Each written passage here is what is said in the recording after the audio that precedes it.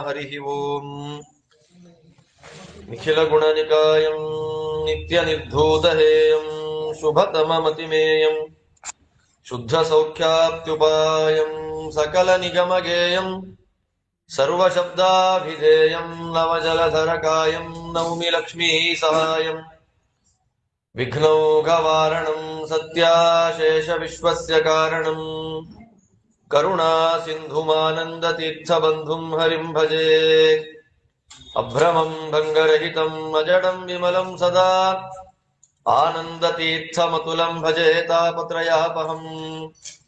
ಭವತಿ ಯದನುಭಾವಾದೇಡಮೂಕೋऽಪಿ ವಾಗ್ಮಿ ಜಡಮತಿರಪಿ ಜಂತುರ್ಜಾಯತೆ ಪ್ರಾಜ್ಞಮೌಲಿಃ. ಸಕಲವಚನಚೇತೋ ದೇವತಾ ಭಾರತೀ ಸಾ ಮಮ ವಚಸಿ ನಿಧತ್ತಾಂ ಸನ್ನಿಧಿಂ ಮಾನಸೇ ಚ. ಆಪಾದಮೌಳಿಪರ್ಯಂತಂ ಗುರುಣಾಮಾಕೃತಿಂ ಸ್ಮರೇತ್ ತೇನ ವಿಘ್ನಾಃ ಪ್ರಣಶ್ಯಂತಿ ಸಿದ್ಧ್ಯಂತಿ ಚ ಮನೋರಥಾಃ. ಹರಿ ಓಂ. ಸೃಷ್ಟಿಸ್ಥಿತ್ಯಪ್ಯಯೇಹ ನಿಯತಿದೃಶಿತಮೋ ಬಂಧಮೋಕ್ಷಾಶ್ಚ ಯಸ್ಮಾತ್ ಅಸ್ಯ ಶ್ರೀ ಬ್ರಹ್ಮರುದ್ರ ಪ್ರಭೃತಿ ಸುರನರದ್ವೀಷ ಶತ್ರುತ್ಮಕಸ್ಯ ವಿಷ್ಣೋರ್ವ್ಯಸ್ತಾಃ ಸಮಸ್ತಾಃ ಸಕಲ ಗುಣನಿಧಿಃ ಸರ್ವದೋಷ ವ್ಯಪೇತಃ ಪೂರ್ಣಾನಂದಾವ್ಯಯೋ ಯೋ ಗುರುರಪಿ ಪರಮಶ್ಚಿಂತಯೇತಂ ಮಹಾಂತಂ. ಜನ್ಮಾದ್ಯಸ್ಯ ಯತೋನ್ಮಯಾದಿತರತಶ್ಚಾರ್ಥೇಷ್ವವಿಘ್ನಸ್ವರಾಟ್ ತೇನೇ ಬ್ರಹ್ಮ ಹೃದಯಾದಿಕವಯೇ ಮುಖ್ಯಂತಿ ಯಂ ಸೂರಯಃ. ತೇಜೋ ವಾರಿ ಮೃದಾಂ ಯಥಾ ವಿನಿಮಯೋ ಯತ್ರ ತ್ರಿಸರ್ಗೋ ಮೃಷಾ ಧಾಮ್ನಾ ಸ್ವೇನ ಸದಾ ನಿರಸ್ತಕುಹಕಂ. ಸತ್ಯಂ ಪರಂ ಧೀಮಹಿ ನಾರಾಯಣಂ ನಮಸ್ಕೃತ್ಯ ನರಂ ಚೈವ ನರೋತ್ತಮಂ ದೇವೀಂ ಸರಸ್ವತೀಂ ವ್ಯಾಸಂ ತತೋ ಜಯಮುದೀರಯೇತ್. ಹರಿ ಓಂ. ಸ್ವಸ್ತಿಸ್ತು ಸತಾಂ. ಪ್ರಹ್ಲಾದರಾಜರು ಆ ರಾಕ್ಷಸ ಬಾಲಕರಿಗೆ, ಅಸುರ ಬಾಲಕರಿಗೆಲ್ಲ ಭಗವಂತನ ತತ್ವಗಳನ್ನು ಉಪದೇಶ ಮಾಡ್ತಾ ಇದ್ದಾರೆ. ಉಪದೇಶ ಮಾಡುವಂತಹ ಸಂದರ್ಭದಲ್ಲೇ ಹೇಗೆ ದೇವರಲ್ಲಿ ಭಕ್ತಿಯನ್ನು ನಾವು ಯಾವ ರೀತಿ ಮಾಡಬೇಕು ಅಂತೆಲ್ಲ ಪ್ರಶ್ನೆ ಮಾಡಿದ್ದಕ್ಕೆ ಪ್ರಹ್ಲಾದ ರಾಜ ಗುರುಗಳ ಸೇವೆ, ಗುರುಗಳ ಭಕ್ತಿ ಎಲ್ಲವನ್ನ ಗುರುಗಳಿಗೆ ಸಮರ್ಪಣೆ ಮಾಡೋದು, ತೀರ್ಥಕ್ಷೇತ್ರಗಳ ಯಾತ್ರೆ ಇದೆಲ್ಲವನ್ನ ಮಾಡೋದರ ಮೂಲಕ ಭಗವಂತನಲ್ಲಿ ಭಕ್ತಿಯನ್ನ ಸಂಪಾದನೆ ಮಾಡಿಕೊಳ್ಬೇಕು ಅಂತ ಹೇಳಿ ಆ ದೇವರನ್ನ ದರ್ಶನವನ್ನ ಮಾಡಬೇಕು ಅಂತಂದ್ರೆ ತುಂಬಾ ಸುಲಭ. ಪ್ರತಿನಿತ್ಯದಲ್ಲಿಯೂ ಆ ದೇವರನ್ನ 12 ನಾಮಗಳಿಂದ ಅನುಸಂಧಾನ ಮಾಡಬೇಕು. ಪ್ರತಿನಿತ್ಯ 12 ನಾಮಗಳು: ಆತ್ಮ, ನಿತ್ಯ, ಅವ್ಯಯ, ಶುದ್ಧ, ಏಕ, ಸರ್ವಜ್ಞ, ಆಶ್ರಯ, ಅವಿಕಾರಿ, ಸ್ವದೃಗ್ವಶ್ಯ, ವ್ಯಾಪಕ, ಅಸಂಗಿ, ಅನಾವೃತ ಅಂತ ದೇವರಿಗೆ ಶುದ್ಧವಾದ 12 ಹೆಸರುಗಳು. ಆ 12 ಹೆಸರುಗಳಿಂದ ನಾವು ದೇವರನ್ನ ಪ್ರತಿನಿತ್ಯ ಪ್ರಾರ್ಥನೆ ಮಾಡಿ ಸ್ತೋತ್ರ ಮಾಡ್ತಾ ಇದ್ರೆ ಒಳಗಿನ ಅಂತರ್ಯಾಮಿಯಾದ ಭಗವಂತನ ದರ್ಶನ, ಸಾಕ್ಷಾತ್ಕಾರ ನಮಗಾಗತ್ತೆ ಅಂತ ತಿಳಿಸಿಕೊಡ್ತಾ ಇದ್ದಾರೆ. ಏತಯೇ 12 ವಿದ್ವಾನ್. ಈ 12 ನಾಮಗಳಿಂದ ದೇವರಿಗೆ ಆತ್ಮ ಅಂತ ಹೆಸರು. ಆತ್ಮ ಅಂತಂದ್ರೆ ಅವನಿಲ್ದೇ ಇರುವಂತಹ ಜಾಗ ಇಲ್ಲವೇ ಇಲ್ಲ, ಎಲ್ಲ ಕಡೆಗಳಲ್ಲಿ ವ್ಯಾಪಿಸಿದ್ದಾನೆ, ಆದ್ದರಿಂದ ಅವನಿಗೆ ಆತ್ಮ. ಆಮೇಲೆ ಪ್ರಹ್ಲಾದರಾಜರಂತಾರೆ ನಿತ್ಯ. 2ನೇ ಹೆಸರು ನಿತ್ಯ. ನಿತ್ಯ ಅಂತಂದ್ರೆ ನಮಗೆ ಇವತ್ತು ಯಾವ್ದಾದ್ರೂ ಒಂದು ಗುಣ ಇದ್ರೆ ನಾಳೆ ಕಡಿಮೆ ಆಗ್ಬಿಡುತ್ತೆ. ದೇವ್ರಿಗೆ ಹಾಗಲ್ಲ, ಅನಾದ್ಯನಂತ ಕಾಲಗಳವರೆಗೂ ಒಂದೇ ತರ ಇರ್ತಾನೆ, ಆದ್ದರಿಂದ ಭಗವಂತ ನಿತ್ಯ. ಆಮೇಲೆ ಅವ್ಯಯ. ಅವ್ಯಯ ಅಂತಂದ್ರೆ ನಾಶರಹಿತ, ಯಾವುದೇ ರೀತಿಯಾದಂತ ನಾಶವು ದೇವರಿಗಿಲ್ಲ, ಆದ್ದರಿಂದ ಅವನು ಅವ್ಯಯ. ಅದಾದ್ಮೇಲೆ 4ನೇ ಹೆಸರು ಶುದ್ಧ. ಶುದ್ಧ ಅಂದ್ರೆ ಅವನಲ್ಲಿ ದೋಷವೇ ಇಲ್ಲ, ಪೂರ್ಣವಾದ ಗುಣ, ಆದ್ದರಿಂದ ಶುದ್ಧ. ಆತ್ಮ, ನಿತ್ಯ, ಅವ್ಯಯ, ಶುದ್ಧ, ಏಕ. ಎಲ್ಲ ಕೆಲಸಗಳನ್ನ ಸ್ವತಂತ್ರನಾಗಿ ಅವನೇ ಮಾಡ್ತಾನೆ, ಆದ್ದರಿಂದ ಭಗವಂತ ಏಕ. ಅದಾದ ಮೇಲೆ ಸರ್ವಜ್ಞ. ಎಲ್ಲವನ್ನ ತಿಳ್ಕೊಂಡಿದ್ದಾನೆ ಭಗವಂತ, ಅವನಿಗೆ ಗೊತ್ತಿಲ್ಲದೆ ಇರೋದೇ ಇಲ್ಲ, ಆದ್ದರಿಂದ ಭಗವಂತನಿಗೆ ಸರ್ವಜ್ಞ, ಆತ್ಮ ನಿತ್ಯ ಅವ್ಯಯ ಶುದ್ಧ ಏಕ ಸರ್ವಜ್ಞ ಆಶ್ರಯ, ಪ್ರತಿಯೊಬ್ಬರಿಗೂ ಆಶ್ರಯನಾದವನು ದೇವರೇ. ಅದಾದ್ಮೇಲೆ ಅವಿಕಾರಿ, ದೇವರಲ್ಲಿ ವಿಕಾರ ಅನ್ನೋದೇ ಇಲ್ಲ. ಅದಾದ್ಮೇಲೆ ಸ್ವದೃಗ್ವಶ್ಯ.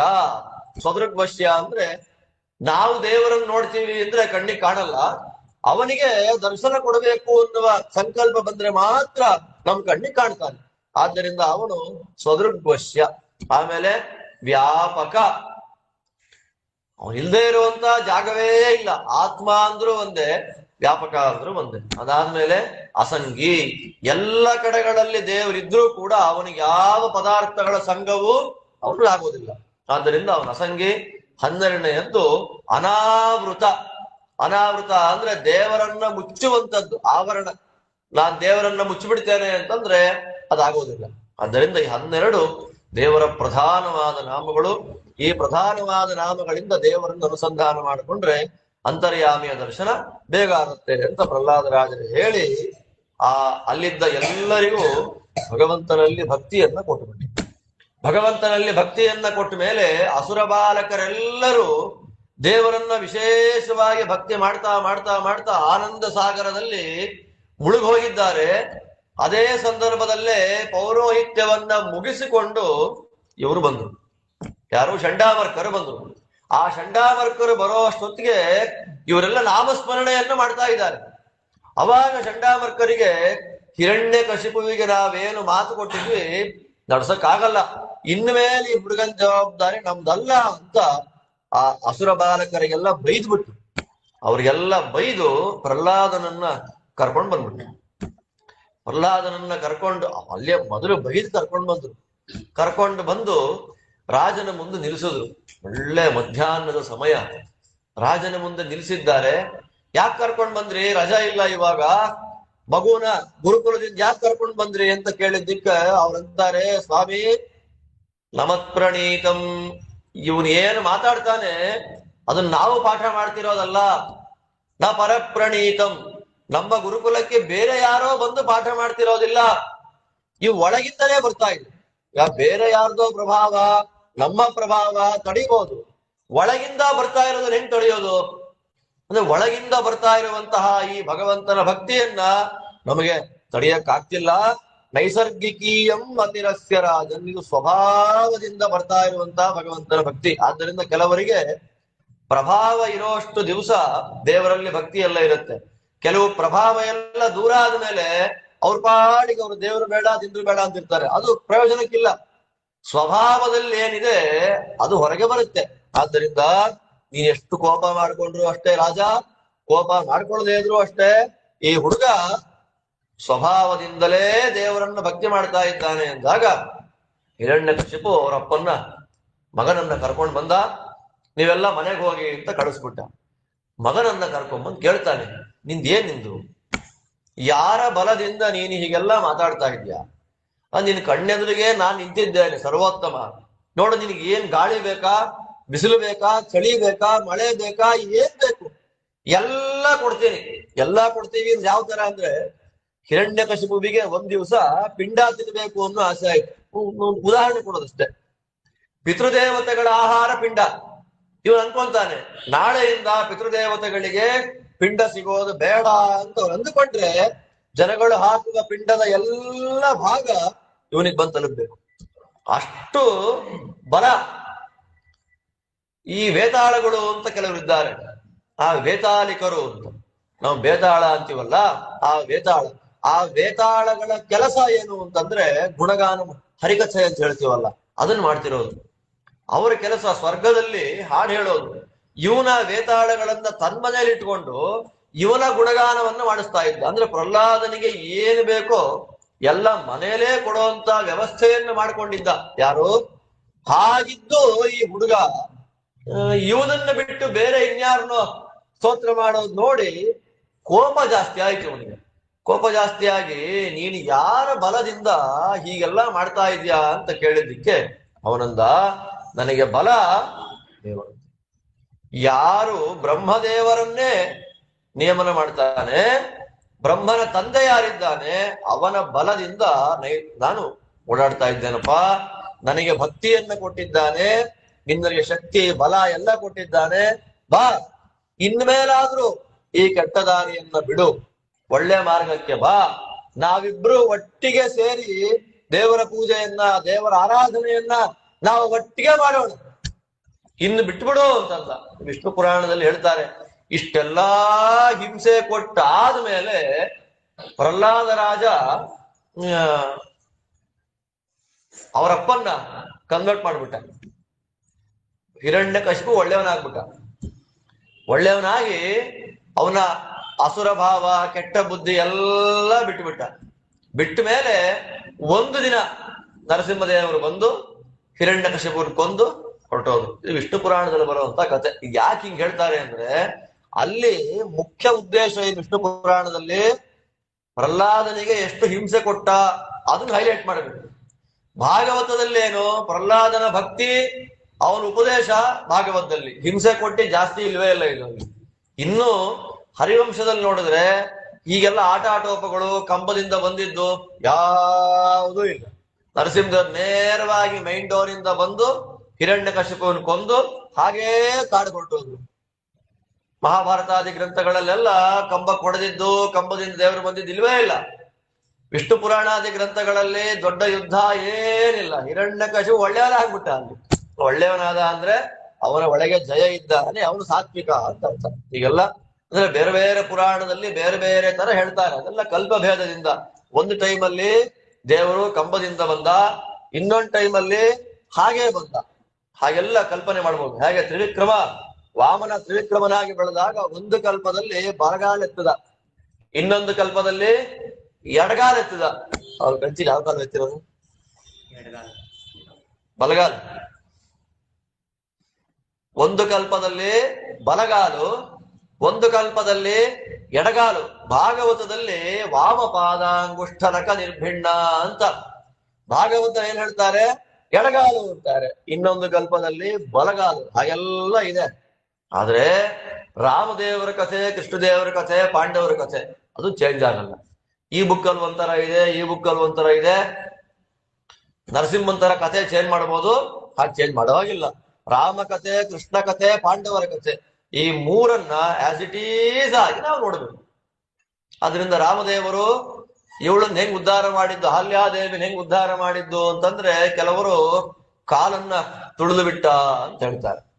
ಕಾಲನ್ನ ಬಂಡೆಗೆ ತಾಕ್ಸಿದ್ದಕ್ಕೆ ಉದ್ಧಾರ ಆಯ್ತು ಅಂತ. ಆಕ್ಚುಯಲ್ ಆಗಿ ಕಾಲನ್ ತಾಕ್ಸಿದ್ದು ಅಲ್ಲ, ಬಿಲ್ಲನ್ ತಾಕ್ಸಿದ್ದು ಅಲ್ಲ, ನೋಡಿದ್ದು ರಾಮ.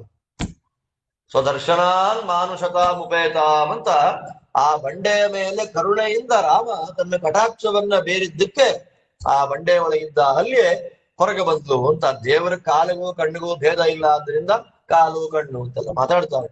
ಆದ್ದರಿಂದ ಆ ಹಿರಣ್ಯಕಶಿಪನಿಗೆ ಅವಾಗ ಏನಾಯ್ತು, ಕೋಪ ನಿಧಾನವಾಗಿ ಬಂತು. ಅಜ್ಞಾನ ಇದ್ದಾಗ ಕೋಪ ಜಾಸ್ತಿ ಆಗುತ್ತೆ. ಇದರಿಂದ ಯಾರಿಗೆ ಜ್ಞಾನ, ಅಧ್ಯಯನ, ಜ್ಞಾನ ಅದು ಒಂದು ಲೆವೆಲ್ ಅಲ್ಲಿ ಇದೆ, ಅವರಿಗೆ ಕೋಪ ಕಡಿಮೆ ಇರುತ್ತೆ. ಯಾರಿಗೆ ಜ್ಞಾನದ ಮಟ್ಟ ಕಡಿಮೆ ಇದೆ ಅವ್ರಿಗೆ ಏನಾಗುತ್ತೆ, ಕೋಪ ಜಾಸ್ತಿ. ಆದ್ದರಿಂದ ಕೋಪ ಜಾಸ್ತಿ ಆದಷ್ಟು ಅವನಲ್ಲಿ ಜ್ಞಾನದ ಮಟ್ಟ ಎಷ್ಟು ಅಂತ ನೋಡ್ಬೋದು. ಅದಕ್ಕೆ ಪುರಾಣ ಹೇಳ್ತಾರೆ, ಹಿರಣ್ಯಕಶಿಪು ಯಾವುದಕ್ಕೆ ಪ್ರತೀಕ ಅಂದ್ರೆ ಅಜ್ಞಾನಕ್ಕೆ ಪ್ರತೀಕ. ಆದ್ದರಿಂದ ಅವ್ರಿಗೆ ಏನಾಯ್ತು, ಕೋಪ ಜಾಸ್ತಿ ಬರ್ತಾ ಇತ್ತು. ಈ ಕಾರಣದಿಂದ ಅವನಿಗೆ ಕೋಪ ಜಾಸ್ತಿ ಆಯ್ತು. ಕೋಪ ಜಾಸ್ತಿ ಆದಾಗ ಅವನು ಏನಂತಾನೆ, ನಿನ್ನ ದೇವರು ಎಲ್ಲಿದ್ದಾನೆ ನನಗೆ ತೋರಿಸು, ನಿನ್ ದೇವರು ಏನ್ ಮಾಡ್ತಾ ಇದ್ದಾನೆ, ನಿನ್ ದೇವರು ಎಲ್ಲಿದ್ದಾನೆ ಅನ್ನೋದನ್ನ ನನಗೊಂದ್ಸಲ ಸುಮ್ಮನೆ ತೋರಿಸು. ಫಸ್ಟ್ ನಾನೇನ್ ಮಾಡ್ತೀನಿ, ಅವನನ್ನ ಕೊಂದು ನಿನ್ ತಲೆನ ನಾನು ತೆಗಿತೀನಿ. ಶಿರಕ್ಕಾಯ ಹರಾಮಿತೆ. ಫಸ್ಟ್ ನಾನು ಸಂಹಾರ ಮಾಡೋದು ಯಾರನ್ನ, ನಿನ್ ದೇವರನ್ನ. ಸೋಹಂ ವಿಕತ್ಸಮಾನಸ್ಯ ಶಿರಕ್ಕಾಯ ಧರಾಮಿತೆ. ತಲೆ ಹರಟೆ ಮಾತಾಡ್ತಾ ಇದೆಯಲ್ಲ, ದೇವರಿದ್ದಾನೆ, ಅವನಿದ್ದಾನೆ, ಮದನ್ಯೋ ಜಗದೀಶ್ವರ ಕ್ವಾಸೋ ಅಂತಂದ. ನಾನೇ ಸರ್ವೋತ್ತಮ, ನನಗಿಂತ ಉತ್ತಮನಾಗಿರ್ತಕ್ಕಂತಹ ವ್ಯಕ್ತಿ ಎಲ್ಲಿದ್ದಾನೆ, ಅವನು ಯಾರು? ಒಂದು ವೇಳೆ ಅವನು ಇದ್ರೆ ಯಾಕೆ ಕಾಣ್ತಾ ಇಲ್ಲ? ಎಲ್ಲಿ ಕಾಣ್ತಿಲ್ಲ? ಅವನು ಕೇಳಿದ್ದಲ್ಲಿ ತಸ್ಮಾತ್ ಸ್ತಂಭೇನ ದೃಶ್ಯತೆ. ಕಂಬದಲ್ಲಿ ಯಾಕೆ ಅವನು ಕಾಣ್ತಿಲ್ಲ? ಒಂದು ವೇಳೆ ದೇವ್ರು ಎಲ್ಲಾ ಕಡೆ ಇದ್ದಾನೆ ಅಂದ ಮೇಲೆ ಕಾಣಬೇಕು ಕಣ್ಣಿಗೆ. ಎಲ್ಲಾ ಕಡೆ ಇದ್ದಾನೆ ಅನ್ನೋ ದೇವ್ರು ನನ್ನ ಕಣ್ಣಿಗೆ ಯಾಕೆ ಕಾಣ್ತಾ ಇಲ್ಲ ಈಗ? ನಿಂಗ್ ತೋರ್ಸು, ತಾಕತ್ತಿದ್ರೆ ತೋರ್ಸು. ಆಮೇಲೆ ಅವನನ್ನು ಕೊಂದು ನಿಂದನ್ ಸಂಹಾರ ಮಾಡಿ ನಾನು ಸರ್ವೋತ್ತಮ ಅನ್ನೋದನ್ನ ಲೋಕಕ್ಕೆ ಸ್ಥಾಪನೆ ಮಾಡ್ತೀನಿ ಅಂತಂದಿದ್ದಕ್ಕೆ ಪ್ರಹ್ಲಾದ ಅಂತಾನೆ, ಕಂಬ ನಾನು ನೀನ್ ಎಲ್ಲಾ ಕಡೆ ಇದ್ದಾನವನು. ಆದ್ರೆ ಅವನು ನೋಡಕ್ ಏನಿರ್ಬೇಕು? ನಮಗೆ ಕಣ್ಣಿರ್ಬೇಕು. ಆ ನೋಡುವ ಕಣ್ಣು ಅಂದ್ರೆ ಯಾವುದು? ಜ್ಞಾನ. ಜ್ಞಾನವೆನ್ನುವ ಕಣ್ಣು ನಮಗಿದ್ರೆ ದೇವರು ಇಲ್ಲದೆ ಇರುವಂತಹ ಜಾಗವೇ ಇಲ್ಲ.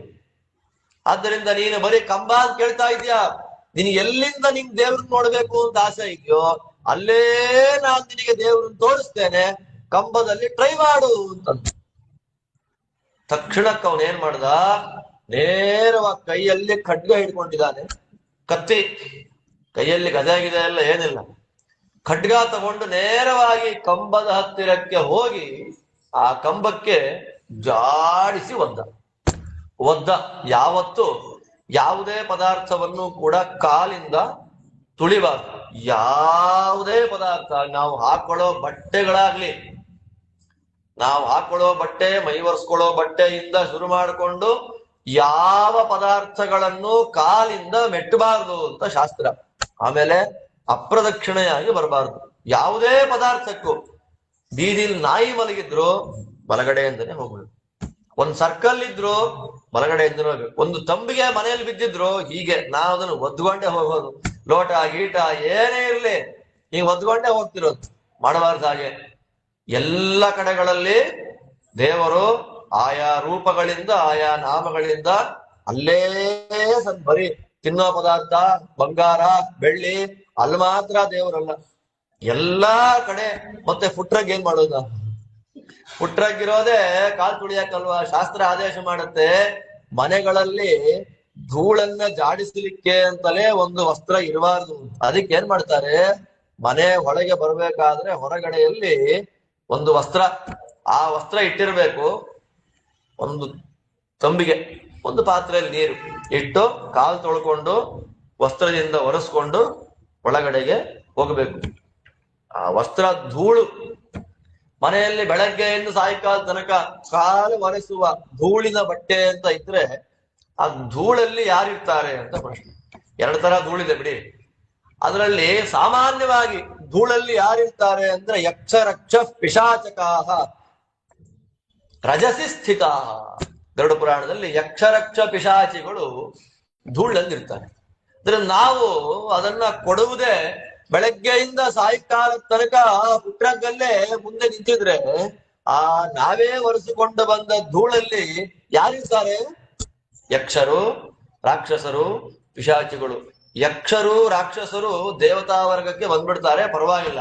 ಈ ಪಿಶಾಚಿಗಳು, ಆದ್ದರಿಂದ ಪ್ರಾಚೀನ ಕಾಲದಲ್ಲಿ ಪುಟ್ರಗ್ ಅನ್ನುವ ಪದ್ಧತಿ ಅಂದ್ರೆ ಯಾವ ವಸ್ತ್ರವನ್ನು ಕಾಲಿಂದ ತುಳಿಯುವ ಪದ್ಧತಿ ನಮ್ಮ ಸನಾತನ ಧರ್ಮದಲ್ಲಿ ಸಂಪ್ರದಾಯದಲ್ಲಿ ಇಲ್ಲ. ಎಲ್ಲ ಪಾಶ್ಚಾತ್ಯರನ್ನ ಫಾಲೋ ಮಾಡ್ತಾ ಫುಟ್ರಗ್ಗು ಆಮೇಲೆ ನಿಂತ್ಕೊಂಡು ಒರೆಸುವಂಥದ್ದು ಅದೆಲ್ಲವೂ ಕೂಡ ಇವಾಗ ನಮ್ಮ ದೇಹಾರೋಗ್ಯಕ್ಕೆ ಅನುಗುಣವಾಗಿ ಒಂದೊಂದೇ ಬಂದು ಜಾಯಿನ್ ಆಗಿ ಸೇರ್ಕೊಂತಾ ಇದೆ. ಈ ದೃಷ್ಟಿಯಲ್ಲಿ ಶಾಸ್ತ್ರ ಪಾಠ ಮಾಡುತ್ತೆ, ಯಾವುದನ್ನೇ ಆಗ್ಲಿ ಕಾಲಿಂದ ಒದೆಯಕ್ಕೆ ಹೋಗ್ಬಾರ್ದು. ಇವನು ಒದ್ದ ಫೋರ್ಸ್ಗೆ ಆ ಸಂದರ್ಭದಲ್ಲಿ ಯಾವ ಪ್ರತಿಕ್ರಿಯೆ ರಿಯಾಕ್ಷನ್ನು ಇಲ್ಲ. ಜೋರಾಗಿ ಅಟ್ಟಹಾಸ ಮಾಡ್ತಾನೆ. ಎಲ್ಲೋ ಕಂಬದಲ್ಲಿದ್ದಾನೆ ದೇವರು ಹಂಗೆಲ್ಲ. ಯಾವ ಕಂಬದಲ್ಲಿದ್ದಾನೆ ದೇವರು? ತೋರ್ಸು. ಯಾವ ಕಂಬ? ಇಲ್ವಲ್ಲ ಅಂತ ಮಗುವಿನ ಹತ್ರಕ್ಕೆ ಅಟ್ಟಹಾಸದಿಂದ ಬರುವಾಗ ಆ ಕ್ಷಣದಲ್ಲೇ ಇಡೀ ಬ್ರಹ್ಮಾಂಡವೇ ಸ್ಫೋಟವಾದಂತಹ ಒಂದು ಘೋರವಾದ ಶಬ್ದ ಬಂತು. ಘೋರವಾದಂತಹ ಶಬ್ದ. ಆ ಶಬ್ದ ಕೇಳಿ 3 ಲೋಕ ಅಲ್ಲ 14 ಲೋಕ ಅಲ್ಲಾಡ್ಬಿಡ್ತದೆ.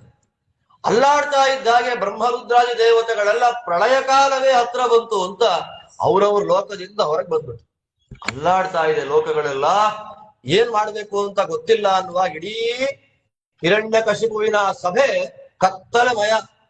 ನಿಧಾನವಾಗಿ ಭಗವಂತ ಸ್ತಂಭವನ್ನ ಸೀಳಿ ಚತುರ್ಮುಖ ಬ್ರಹ್ಮದೇವರ, ಸನಕಾದಿ ಮುನಿಗಳ, ನಾರದರ, ಪ್ರಹ್ಲಾದರಾಜರ ಮಾತನ್ನ ಸತ್ಯ ಮಾಡಬೇಕು ಅಂತ ಆ ಕಂಬದಿಂದ ಹೊರಗಡೆ ಬಂದ. ಸತ್ಯಂ ವಿಧಾತುಂ ನಿಜ ಭೃತ್ಯವಾಸಿತಂ ವ್ಯಾಪ್ತಿಂಚ ಭೂತೇಷ್ವಖಿಲೇಷು ಚಾತ್ಮನಃ ಅದೃಶ್ಯತಾತ್ಯದ್ಭುತ ರೂಪ ಮುದ್ವಹನ್ ಸ್ತಂಭೆ ಸಭಾಯಾಂ ನ ಮೃಗಂ ನ ಮಾನುಷಂ.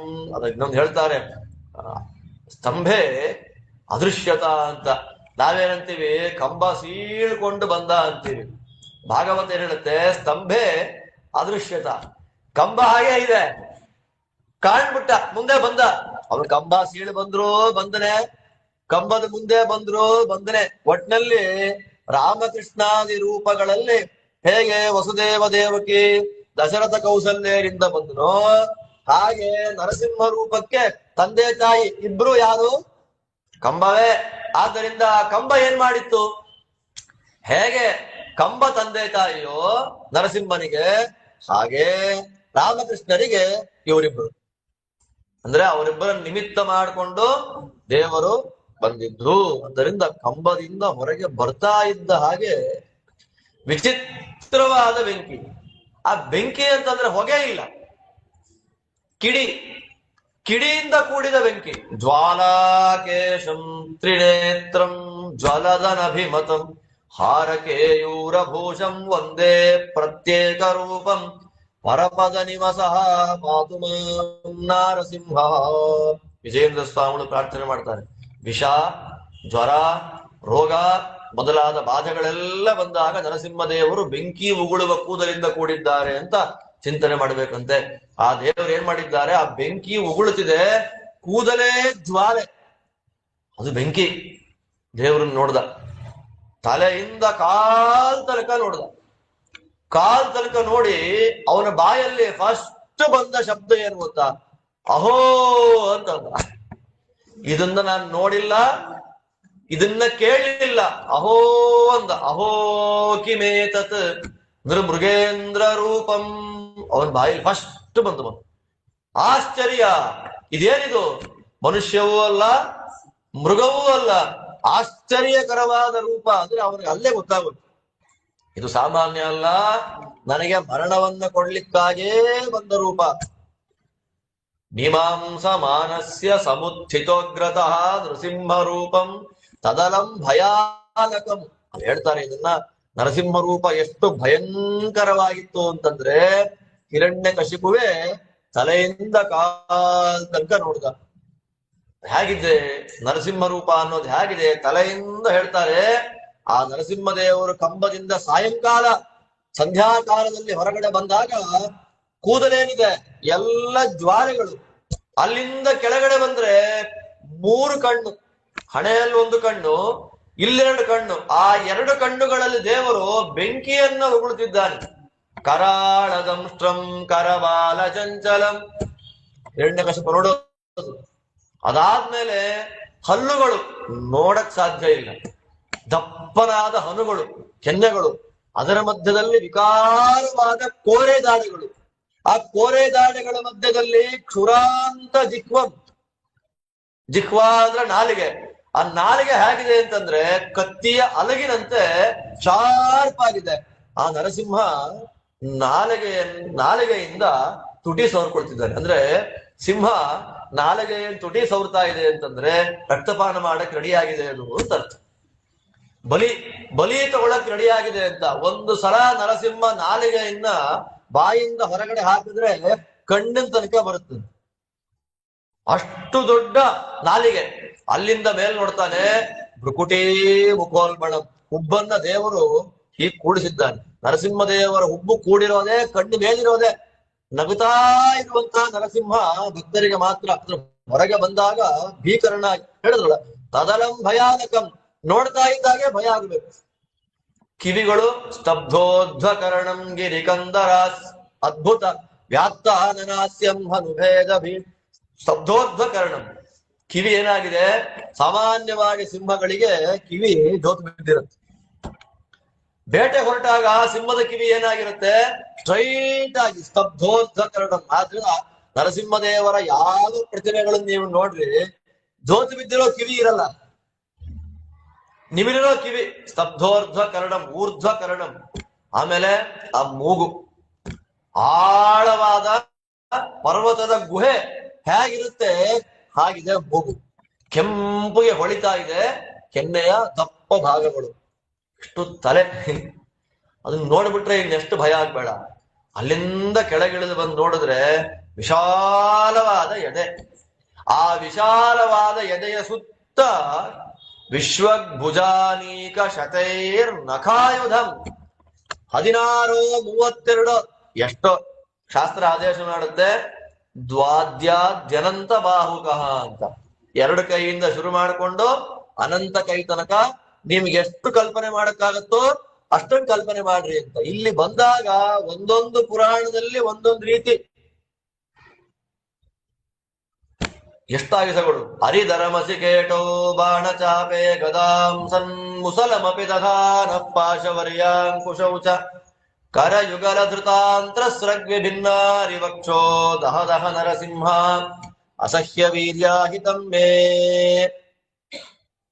ದೇವ್ರು ಹೇಗಿದ್ದಾನೆ, ಚಕ್ರ ಶಂಖ ಗದಾ ಪದ್ಮ, ರಕ್ತ ಕುಡಿಲಿಕ್ಕೊಂದು ಪಾತ್ರೆ ತೋರಿಸ್ಬೇಕಲ್ಲ, ಪಾತ್ರೆ, ಗಂಟೆ, ಕತ್ತಿ, ಗುರಾಣಿ, ಬಿಲ್ಲು, ಬಾಣ, ಗದೆ, ನಂದಕ 25 ಇದೆ ಕೈಯಲ್ಲೇ. ಆದ್ರೆ ಹಿರಣ್ಯಕನಿಗೆ ಕಾಣಿಸಿದ್ಯಾವುದು? ವಿಶ್ವಭುಜಾನೀಕ ಶತೈಹಿ ನಖಾಯುಧಂ. 100 ಸಾವಿರಾರು ಕೈಗಳಲ್ಲಿ ಸಾವಿರಾರು ಆಯುಧಗಳಿದ್ರು ಅವನು ಕಣ್ಣಿಗೆ ಕಂಡಿದ್ದು ಒಂದೇ ಉಗುರು. ಆ ಉಗುರು ಬರೀ ಉಗುರಲ್ಲ, ಅದನ್ನ ಕೂರುಗುರು ಅಂತ ಕರೀತಾರೆ. ಉಗುರು ನಮಗೂ ಇರುತ್ತೆ ಅಲ್ವಾ, ನಾವು ಕೆರ್ಕೊಂಡಾಗ ನಮ್ಗೇನು ಒಳಗೆ ಇಳಿದು ಹೋಗಲ್ಲ. ಕೂರುಗುರು ಅಂದ್ರೆ ಏನ್ ಗೊತ್ತಾ, ಪರ್ಚ್ಬೇಕು ಅಂತಿಲ್ಲ, ಟಚ್ ಆಗ್ಬಿಟ್ರೆ ಸಾಕು, ಇಲ್ಲಿಂದ ಹೋಗಿ ಆಚೆ ಕಡೆಯಿಂದ ಬರ್ಬೇಕು. ಅದನ್ನ ಏನಂತಾರೆ?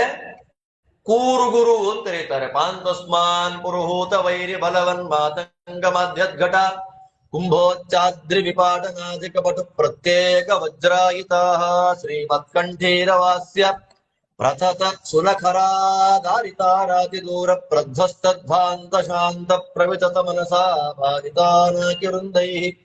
ದೇವತೆಗಳೆಲ್ಲ ನರಸಿಂಹನ ಸ್ತೋತ್ರ ಮಾಡೋದಂತೆ, ನರಸಿಂಹನ ಉಗುರು ಸ್ತೋತ್ರ ಮಾಡ್ತಾರೆ. ಯಾಕೆ? ಇಡೀ ದೇವತೆಗಳಿಗೆ ಲೋಕಕ್ಕೆಲ್ಲ ಭಯ ಕೊಟ್ಟ ಹಿರಣ್ಯಕಶಿಪುವನ್ನ ನಾಶ ಮಾಡಿದ್ದು ಉಗುರು. ಒಂದೊಂದು ಬೆರಳಿನ ಉಗುರುಗಳು ಕೋಟಿ ಕೋಟಿ ವಜ್ರಾಯುಧಗಳಿಗೂ ಸಮಾನ. ಅಂದ್ರೆ ಅಷ್ಟು ಆ ಕೋಟಿ ಕೋಟಿ ವಜ್ರಾಯುಧಗಳನ್ನು ಮೀರಿದ ಶಾರ್ಪ್ನೆಸ್. ಇನ್ನೊಬ್ಳು ರಾಕ್ಷಸಿ ಇದ್ಲು, ಅವಳ ಹೆಸರೇ ಶೂರ್ಪನಖಿ ಅಂತ. ಶೂರ್ಪನಖ ಅಂದ್ರೇನು? ಶೂರ್ಪ ಅಂದ್ರೇನು? ಶಾರ್ಪ ಆದ ಉಗುರಲ್ಲ, ಇಷ್ಟಿಷ್ಟು ಅಗಲ ಅಂತ. ಶೂರ್ಪ ಅಂದ್ರೆ ಮರ, ಒಂದೊಂದು ಮರ ಎಷ್ಟೆಷ್ಟು ಅಗಲ ಇರುತ್ತೋ ಅಷ್ಟಷ್ಟು ಅಗಲ ಉಗುರ ಅವಳದು ಶೂರ್ಪನಖ. ಹಾಗಿರ್ಬೇಕಾದ್ರೆ ಅವಳು, ಆದ್ರಿಂದ ಶಾಸ್ತ್ರ ಆದೇಶ ಮಾಡುತ್ತೆ, ನಖ ದಂತ, ಇದು ಕೂದಲು ಎರಡನ್ನ ಪುರುಷರು ಬೆಳೆಸ್ಲಿಕ್ಕೆ ಹೋಗ್ಬಾರ್ದು. ಸ್ತ್ರೀಯರು ವಿಶೇಷವಾಗಿ ನಖ ಉಗುರಿರಬಾರ್ದು. ಯಾಕೆ? ಉಗುರಲ್ಲಿ ವಾಸ ಮಾಡತಕ್ಕಂತ ದೈತ್ಯರುಗಳ ಗುಂಪೇ ಪ್ರತ್ಯೇಕವಾಗಿದೆ. ಆದ್ದರಿಂದ ಉಗುರುಗಳನ್ನ ನಮ್ಮಲ್ಲಿ ಕೆಲವು ಇದಕ್ಕೋಸ್ಕರ ಎಡಗೈ ಈ ಬೆರಳನ್ನ ಉಗುರನ್ನ ಚೆನ್ನಾಗಿ ಶಾರ್ಪ್ ಆಗಿ ಬೆಳೆಸೋದು ಅದೆಲ್ಲ ಇದೆ, ಬಿಟ್ಬಿಡ್ಬೇಕು ಅದೆಲ್ಲ. ನಮ್ಮ ದೇಹದ ದೇವತೆಗಳು ಇಟ್ಕೊಳ್ಳೋದೇ ಕಷ್ಟವಾಗಿ ಕೂತಿರ್ಬೇಕಾದ್ರೆ ಇನ್ನು ಉಗುರೆಲ್ಲ ಬೆಳೆಸ್ಬಿಟ್ಟು ದೈತ್ಯರಿಗೆ ಕರ್ಕೊಂಡ್ ಕುಡಿಸ್ಕೊಂಡ್ಬಿಟ್ರೆ ಏನ್ ಮಾಡೋಣ? ಆಮೇಲೆ ದೇವತೆಗಳು ಒಳಗಿದ್ರೆ ಸಾಧನೆ ಮಾಡಕ್ ಆಗ್ತಾ ಇಲ್ಲ, ಇನ್ ದೈತ್ಯರೆಲ್ಲ ಕೂತ್ಕೊಂಡ್ರೆ ಉಗುರು ತಲೆಯಲ್ಲೆಲ್ಲ ಏನ್ ಮಾಡೋದು? ಅಷ್ಟು ಕ್ರೂರವಾದ ಉಗುರು. ನೋಡಿ ಹಿಂದಗಡೆ ನೋಡ್ತಾನೆ, ಬಾಲ ಬೇರೆ ಇದೆ ದೇವರಿಗೆ. ವಿಚಿತ್ರ. ಇದು ಕೆಲವು ಪುರಾಣಗಳಲ್ಲಿ ಬಾಲವನ್ನ ಹೇಳ್ತಾರೆ, ಕೆಲವು ಪುರಾಣಗಳಲ್ಲಿ ಬಾಲವನ್ನ ಹೇಳಲ್ಲ. ಸಾಯ ಕಾಲದಲ್ಲಿ ಅವನು ಹೆಂಗ್ ತೋರಿಸ್ಬೇಕೋ ತೋರಿಸ್ಕೊಡ್ತಾನೆ. ಅದು ಬಾಲ ಅಲ್ಲಾಡ್ತಾ ಇದೆ. ಕಾಲಿನ ಉಗುರು ನೋಡ್ದ, ಕೈ ಉಗುರು ನೋಡ್ದ, ಮುಖ ನೋಡ್ದ.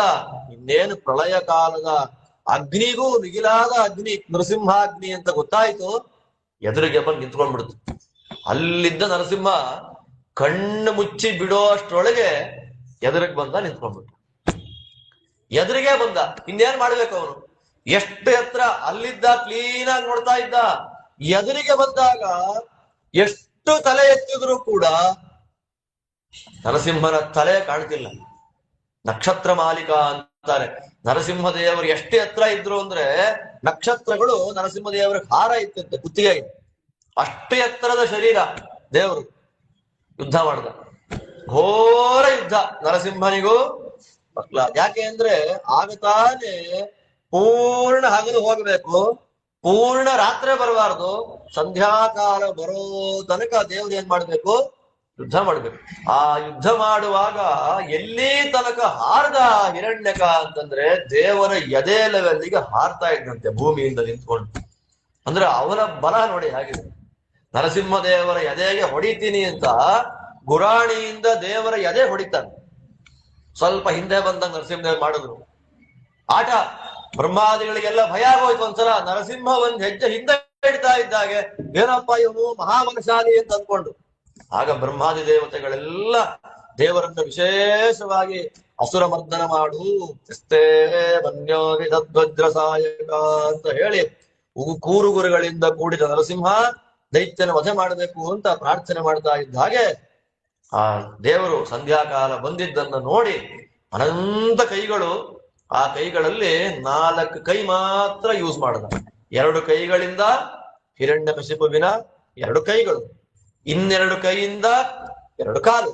ಅದನ್ನ ಹಿಡ್ಕೊಂಡು ಸಭಾ ಮಂದಿರದ ಮಧ್ಯಕ್ಕೆ ಬಂದ. ಹೊಸ್ತಿನ ಮೇಲೆ ಕೂತ್ಕೊಂಡ ಅಂತೀವಿ, ಕೂತ್ಕೊಂಡ್ರೆ ಭೂಮಿ ಸಾಯಬಾರದು ಅಂತ ವರ ಕೇಳಿದ್ದಾನೆ, ತೊಡೆ ಮೇಲೆ ಹಾಕೊಂಡ. ಆದ್ರಿಂದ ನರಸಿಂಹದೇವರು ಒಂದು ಕಾಲನ್ನ ಸ್ಟ್ರೈಟ್ ಆಗಿ ನಿಂತ್ಕೊಂಡು ಇನ್ನೊಂದು ಕಾಲನ್ನ ಅಡ್ಡ ಮಾಡಿ, ಆ ಅಡ್ಡ ಮಾಡಿದ ತೊಡೆಯ ಮೇಲೆ ಅವನನ್ನ ಹೀಗೆ ಹಿಡ್ಕೊಂಡಿದ್ದು. ಹಾಕೊಂಡಿದ್ದು ಅಂದ್ರೆ ಮಲಸ್ಕೊಂಡಿದ್ದಲ್ಲ, 2 ಕೈಯಲ್ಲ, 2 ಕೈ, 2 ಕೈಯಲ್ಲಿ 2 ಕಾಲು ಹಿಡ್ಕೊಂಡಿದ್ದು, ತೊಡೆ ಮೇಲೆ ಹಾಕೊಂಡಿದ್ದು. 2 ಕೈಗಳನ್ನ ಮೇಲೆತ್ತಿದ್ರಂತೆ. ಮೇಲೆತ್ತಿ ಬ್ರಹ್ಮದೇವರಿಗೆ ತೋರಿಸ್ಬೇಕು, ನೋಡಯ್ಯ ನೀನು ಕೊಟ್ಟಿರೋ ಯಾವುದ್ರಿಂದಲೂ ಸಾಯ್ತಾ ಇಲ್ಲ, ಆಯುಧವೇ ಇಲ್ಲ. ಅದೇ ನೀನು ವರ ಕೊಟ್ರೆ ನಿನಗೆ ವರ ಕೊಡೋದು ನಾನು ಅಂತ ದೇವರು ತೋರಿಸಿದ್ರಂತೆ. ತೋರಿಸಿ ಒಂದು ಸಲ ಓಂ ಅಂತ ಹೇಳಿದ್ದಾರೆ. ಎದೆ ಒಳಗಿಟ್ರು, ಹೊಟ್ಟೆ ಒಳಗೆ ಇಡ್ಲಿಲ್ಲ. ಹೊಟ್ಟೆ ಒಳಗಿಟ್ರೆ ಸುಲಭದ ಸತ್ತೋಗ್ತಾನೆ ಅವನು. ಈಗ ನೀ ಚಿಕ್ಕ ಹಣ್ಣುಗಳ ಒಳಗೆ ಕೈಯ ಚಾಕು ಹಾಕ್ಬಿಟ್ರೆ ಈಸಿಯಾಗಿ ಹೊಟ್ಟೋಗುತ್ತೆ. ಹಲಸಿನಕಾಯಿ ಕುಯ್ಬೇಕಾದ್ರೆ ಎದೆ ಗಟ್ಟಿ ಪ್ರದೇಶ, ಎಲುಬಿದೆ, ಮೂಳೆ ಇದೆ, ಹೊಟ್ಟೆಲಿ ಏನಿಲ್ಲ. ದೇವರು ಏನ್ ಮಾಡ್ದ, ಎದೆ ಕೈ ಹಾಕ್ದ. ಎದೆ ಕೈ ಹಾಕ್ತಿದ್ದಾಗೆ ಈಸಿಯಾಗಿ ಹೊಟ್ಟೋಯ್ತು. ಇನ್ನೆಷ್ಟು ಶಾರ್ಪ್ ಇತ್ತು ದೇವರ ಗುರು. ಎದೆ ಒಡೆದು ಬಿಟ್ಟ, ಸತ್ತಿಲ್ಲ ಇನ್ನು. 2 ಕೈಗಳ ರಕ್ತ ತಗೊಂಡ. ರಕ್ತ ತಗೊಂಡು ಮುಖದ ಮೇಲೆ, ತಲೆ ಮೇಲೆಲ್ಲ ಹಾಕೊಂತಿದ್ದಾನೆ ದೇವರು. ಆಮೇಲೆ 2 ಕೈಗಳ ರಕ್ತ ಬೊಗಸೆ ಬಗದು ಭೂತ ಪ್ರೇತ ಪಿಶಾಚಿಗಳಿಗೆಲ್ಲ ಕೊಡ್ತಾ ಇದ್ದಾನಂತೆ. ಮೈಯಲ್ಲಿದ್ದ ಅಷ್ಟೂ ಮಾಂಸಖಂಡಗಳನ್ನ ಕಿತ್ತು ಭೂತ ಪ್ರೇತ ಪಿಶಾಚಿಗಳಿಗೆ ಕೊಡ್ತಾನೆ. ಕಾರಣ ಇಷ್ಟೇ, ನನ್ನ ಭಕ್ತನಿಗೆ ಯಾರು ತೊಂದರೆ ಕೊಡ್ತಾರೆ ಅವರ ಸಾವು ಘೋರಾತಿ ಘೋರ ಅಂತ ತೋರಿಸ್ಬೇಕು ದೇವರು. ಕಿತ್ತು ಬಿಸಾಕ್ತಾನೆ. ಇಷ್ಟಾದ್ರೂ ಸತ್ತಿಲ್ಲ. ಸಂಕಲ್ಪ ಇದೆ, ಹೆಂಗ್ ಸಾಯ್ಬೇಕು ಅವನು ಅಂದ್ರೆ ಯಾರು ಭಗವಂತನ ಭಕ್ತರ ದ್ವೇಷ ಮಾಡ್ಲಿಕ್ಕೆ ಹೋಗ್ಬಾರ್ದು. ಕೊನೆಗೆ ಏನ್ ಮಾಡ್ದ ಅವನು, ಆರ್ತನಾದ ಮಾಡ್ತಾ ಹಿರಣ್ಯಕಶಿಪು ಆಯುಧಗಳನ್ನೆಲ್ಲ ಹೊರಗಾಕಿ, ನಾಲಿಗೆ ಹೊರಗಾಕಿ ಅಯ್ಯೋ ಅಂತ ಆರ್ತನಾದ ಮಾಡ್ತಾ ಇದ್ದಾನೆ. ಭೀಕರವಾದರು. ಅವನ ರಕ್ತವೇ ನರಸಿಂಹದೇವರ ತಲೆ ಮೇಲಿಂದ ಜಾರಿ ಅವನ ಮುಖದ ಮೇಲೆ ಬೀಳ್ತಾ ಇದೆ. ನೋಡಿ ಹೆಂಗಿದೆ. ಕಣ್ಣು ಮುಚ್ಚಿಲ್ಲ, ಇಷ್ಟಾಗಿ ಕಣ್ಣು ಅಗಲ ತೆರ್ಕೊಂಡು ನರಸಿಂಹದೇವರ ಮುಖನೇ ನೋಡ್ತಾ ಇದ್ದಾನೆ. ನೋಡ್ತಾ ಇರೋ ಟೈಮ್ 2 ಕೈಗಳು ದೇವ್ರು ಏನ್ ಮಾಡಿದ್ರು, ಹೊಟ್ಟೆ ಚರ್ಮವನ್ನ ಸೀಳಿ ಅಲ್ಲಿದ್ದ ಕರುಳನ್ನ ಎಳೆದು ಬಿಟ್ರು. ಎಳೆದು 2 ಕೈಯಲ್ಲಿ ಕೊಟ್ಟು ಪೂರ್ಣವಾಗಿ ಮೈ ಮೇಲೆ ಹಾಕೊಂಡು ಬಿಟ್ರು. ಯಾವಾಗ ಕರುಳಮಾಲೆಯನ್ನ ಮೈ ಮೇಲೆ ಹಾಕೊಂಡ್ರು ಅವಾಗ ತನ್ನ ಸಾವನ್ನ ತನಗೇ ಕಲ್ಪನೆ ಮಾಡ್ಕೊಳ್ಲಿಕ್ಕಾಗದೆ ಅವನೇನಾದ, ಸತ್ತ ಮೇಲೆ ಎಳೆದು ಬಿಸಾಕ್ತಾ ಇದ್ದಾರ ಅವನ ದೇಹವನ್ನ, ಹರಿದು ಚೂರು ಮಾಡಿಬಿಟ್ರು ಅವನ ಶರೀರವನ್ನ. ದೈತ್ಯ ರಾಕ್ಷಸರೆಲ್ಲ ನರಸಿಂಹದೇವರನ್ನು ಯುದ್ಧ ಮಾಡ್ಲಿಕ್ಕೆ ಬರ್ತಾರೆ. ಬಂದಾಗ ಇನ್ನೇನಿಲ್ವಂತೆ, ಸುಮ್ಮನೆ ಕೈಗಳನ್ನು ನರಸಿಂಹ ಅಗಲ ಮಾಡೋದಷ್ಟೇ. ಅಗಲ ಮಾಡಿ ಹಿಂಗೆ ಎಳೆಯೋದು ಕೈ ಮಾಡಿದಾಗ ಕೆಲವರ ದೈತ್ಯರ ಎದೆ ಭಾಗ ಮಾತ್ರ ಸಿಕ್ಕಾಕೊಳ್ಳುತ್ತೆ ಉಗುರಿಗೆ. ಅದಕ್ಕೆ ನರಸಿಂಹ ಅಂತಂದ್ರೆ ಎಷ್ಟು ಕ್ರೂರವಾಗಿ ಕೊಂದಿದ್ದಾರೆ ಅಂದ್ರೆ, ಇನ್ನು ಕೆಲವು ದೈತ್ಯರ ತಲೆ ಸಿಕ್ಕಾಕೋಬೇಕು ಉಗುರುಗಳಿಗೆ. ಹಾಗೆ ಘೋರಾತಿ ಘೋರವಾದ ಮರಣ. ಕೊನೆಗೆ ಏನಾಯ್ತು, ಇಡೀ ಸಭಾಸ್ತಂಭವೆಲ್ಲ ರಕ್ತ, ಮಾಂಸ, ಚರ್ಮ, ತಲೆ, ಕೈ, ಕಾಲುಗಳ ಮಯ. ಸಿಂಹಾಸನದ ಮೇಲೆ ಹೋಗ್ಬಿಟ್ಟೆವು. ದೊಡ್ಡ ದಾಸನ ಅದ್ರ ಮೇಲೆ ಕೂತ್ಕೊಂಡ್ಬಿಟ್ಟ. ಅದ್ರ ಮೇಲೆ ದೇವರು ಕೂತ್ರೆ ಬ್ರಹ್ಮದೇವರು ಲಕ್ಷ್ಮೀದೇವಿನ ಕರೆದ್ರು. ಎಷ್ಟು ಕೋಪ, ಎಷ್ಟು ಆಟಾಟೋಪ, ಹತ್ರ ಹೋಗಕ್ಕೆ ಭಯ ಆಗ್ತಾ ಇದೆ ನಮಗೆ ಅಂತ ಲಕ್ಷ್ಮೀದೇವಿ ಕರೆದಾಗ ಅವಳು ಈ ಕಾಲದಲ್ಲಿ ದೇವರ ಸಂಕಲ್ಪ ಪ್ರಹ್ಲಾದ ರಾಜನಿಗೆ ಅನುಗ್ರಹ ಮಾಡಬೇಕು ಅಂತ ಹೇಳಿ ಇವ್ರು ಯಾರು ಅಂತಲೇ ಗೊತ್ತಿಲ್ಲ ಅನ್ನೋದು ನಾಟಕ. ಇದು ನಮ್ಮ ದೇವರಿಗೆ ಇಷ್ಟು ಕೋಪ ನಾನು ನೋಡಿಲ್ಲ, ಇದು ಯಾರು ಅಂತ ನಂಗೆ ಗೊತ್ತಿಲ್ಲ ಅಂತ ಲಕ್ಷ್ಮಿ ನಾಟಕ ಮಾಡ್ತಾಳೆ. ಅವಾಗ ಬ್ರಹ್ಮದೇವರಿಂದ ಶುರು ಮಾಡಿಕೊಂಡು ಬೇತಾಳಗಳವರೆಗೂ ಎಲ್ಲ ಸ್ತೋತ್ರ ಮಾಡ್ತಾರೆ. ನಾಗಗಳ ಮಣಿ ಕಿತ್ಕೊಂಡಿದ್ದ, ಪಿತೃಗಳ ಪಿಂಡ ಕಿತ್ಕೊಂಡಿದ್ದ, ಯಕ್ಷರ ರಾಕ್ಷಸರ ಎಲ್ಲರ ಮಹಿಮೆಗಳನ್ನು ಕಿತ್ಕೊಂಡಿದ್ದ.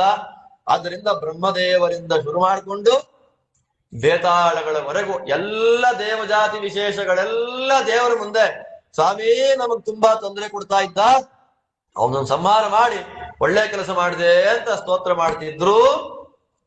ನರಸಿಂಹ ಶಾಂತನಾಗಲಿಲ್ಲ. ಅವಾಗ ಬ್ರಹ್ಮದೇವ್ ನಾರದನ್ನು ಕರೀತಾರೆ. ಹೆಂಗಪ್ಪ ಇವನನ್ನು ಶಾಂತ ಮಾಡೋದು ಇವಾಗ? ಈ ಕೋಪ ಟಾಪ ಆಟಾಟೋಪಗಳನ್ನ ಪರಿಹಾರ ಮಾಡೋದು ಹೆಂಗೆ ಅಂದಾಗ ನಾರದರು ನಮ್ಮ ಹುಡುಗನ ಕೈಲಿ ನಾನು ಸಮಾಧಾನ ಮಾಡಿಸ್ತೀನಿ ಅಂತಂದಾಗ ಬ್ರಹ್ಮದೇವರ ಮುಂದೆ ಕರ್ಕೊಂಡು ಬಂದ್ರು. ಆಗ ಬ್ರಹ್ಮದೇವ್ ನಮಸ್ಕಾರ ಮಾಡಿ ಬ್ರಹ್ಮದೇವರಿಗೆ ಗುರುಗಳು ನಾರದರು ಹೇಳ್ತಾರೆ, ಹೋಗು ನೀನೇ ಸಮರ್ಥ ಹೋಗು ಅಂತಂದಾಗ ನೋಡಿ ಅವರಪ್ಪನ ದೇಹ ಚಲ್ಲಾಪಿಲ್ಲಿಯಾಗಿ ಬಿದ್ದಿದೆ, ರಾಕ್ಷಸರ ಬಂಧುಗಳ ಬಾಂಧವರ ರಕ್ತ ಎಲ್ಲ ಬಿದ್ದಿದೆ, ಒಂದಿಷ್ಟು ಕಣ್ಣಲ್ಲಿ ನೀರಿಲ್ಲ, ಕೋಪ ಇಲ್ಲ ದೇವರ ಮೇಲೆ. ಆ ರಕ್ತ ಮಾಂಸಗಳ ಕೆಸರಿನಲ್ಲೇ ದಾಟಿ ದಾಟಿ ದಾಟಿ ದಾಟಿ ಒಂದೊಂದೇ ಮೆಟ್ಲು ಹತ್ಕೊಂಡು ಸಿಂಹಾಸನದ ಹತ್ರಕ್ಕೆ ಹೋಗಿ ನರಸಿಂಹದೇವರಿಗೆ ಸಾಷ್ಟಾಂಗ ನಮಸ್ಕಾರ ಮಾಡಿದ. ನಮಸ್ಕಾರ ಮಾಡಿದಾಗ ಕೋಪ ಕಡಿಮೆ ಆಯ್ತಂತೆ. ಪ್ರಹ್ಲಾದ ದೇಹ ಗಂಧೇನ ಹೇಳ್ತಾರೆ ಪುರಾಣದಲ್ಲಿ. ಪ್ರಹ್ಲಾದ ರಾಜರ ಮೈಯಿನ ವಾಸನೆಯಿಂದಲೇ ಮೂವಿಂದ ತಗೊಂಡಂತೆ ನರಸಿಂಹದೇವರು. ನಮ್ಮ ಹುಡುಗ ಬಂದ ಅಂತ ಹೇಳಿ ಅಲ್ಲಿ ತನಕ ಇದ್ದ ಕೋಪ ಎಲ್ಲ ಪರಿಹಾರ ಆಗೋಯ್ತು. ಪ್ರಸನ್ನನಾಗಿ ಯಾವ ಕೈಗಳಿಂದ ಹಿರಣ್ಯಕಶಿಪುರು ಸೀಳಿದ್ನೋ ಅದೇ ಕೈಯಿಂದ ಹಿಡಿದೆತ್ತಿದ. ಎತ್ತಿ ತೊಡೆ ಮೇಲೆ ಕೂಡಿಸ್ಕೊಂಡ, ಬಲ ತೊಡೆ ಮೇಲೆ ಕೂಡಿಸ್ಕೊಂಡು ಮೂಗಿನಿಂದ ನೆತ್ತಿಯನ್ನ ಮೂಸ್ತಾನೆ. ನೆತ್ತಿಯನ್ನ ಮೂಸಿ ಕೆಳಗೆ ನಿಲ್ಲಿಸಿ ಅಭಯ ಹಸ್ತ. ಇದೆಲ್ಲ ಕಲ್ಪನೆ ಮಾಡ್ಕೊಂಡು ಎಷ್ಟು ಆನಂದ ಆಗತ್ತೆ ಅಂದ್ರೆ ಊಹೆಗೆ ಸಿಗಲ್ಲ. ನರಸಿಂಹದೇವರ ಕಾರುಣ್ಯ. ಇಡೀ ತನ್ನ ಅಭಯ ಹಸ್ತವನ್ನ ನರಸಿಂಹದೇವರು ಪ್ರಹ್ಲಾದರಾಜರ ತಲೆ ಮೇಲೆ ಇಟ್ಬಿಟ್ಟು ಅಲ್ಲಿ ತನಕ ಅವನು ದೇವರನ್ನ ಅಂದ್ರೆ ಬಿಂಬರೂಪವನ್ನ ಹೊರಗಡೆ ಕಾಣ್ತಾ ಇದ್ದ ಪ್ರಹ್ಲಾದನಿಗೆ ನರಸಿಂಹ ಒಳಗ್ ಕಾಣಲಿಕ್ಕೆ ಶುರು ಮಾಡ. ಸತತ್ಕರ ಸ್ಪರ್ಶ ಧುತಾಖಿಲ ಶುಭ. ನಾರದರಂತಾರೆ ಸಪದ್ಯಭಿವ್ಯಕ್ತ ಪರಾತ್ಮ ದರ್ಶನ. ದೇವರ ಕರಸ್ಪರ್ಶ ಆಗ್ತಾ ಇದ್ದ ಹಾಗೆ ಅವನ ಸಂಚಿತ ಆಗಾಮಿ ಕರ್ಮಗಳೆಲ್ಲ ನಾಶ ಆಗೋಯ್ತು, ಪ್ರಾರಬ್ಧ ಕರ್ಮ ಮಾತ್ರ ಉಳಿಯಿತು. ಪ್ರಹ್ಲಾದ ಅಪರೋಕ್ಷ ಜ್ಞಾನಿ ಆಗ್ಬಿಟ್ಟು ದೇವರ ಕರಸ್ಪರ್ಶದಿಂದ ಒಳಗಡೆ ದೇವರನ್ನು ನೋಡ್ತಾ ಇದ್ದಾನೆ. ದೇವರನ್ನು ನೋಡ್ತಾ ಪ್ರೇಮ ಗದ್ಗದಯ ವಾಚ ಅಸ್ತೌಷಿ ಧರಿಮೇಕಾಗ್ರ ಮನಸ ಸುಸಮಾಹಿತ.